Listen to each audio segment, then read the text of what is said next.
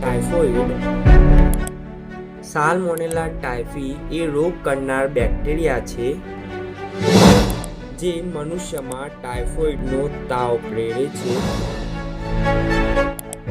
સામાન્ય રીતે આ રોગકારક દૂષિત આહાર અને દૂષિત પાણી દ્વારા મનુષ્યના નાના આંતરડામાં પ્રવેશે છે અને ત્યાંથી તે રુધિર દ્વારા શરીરના અન્ય અંગોમાં પહોંચે છે.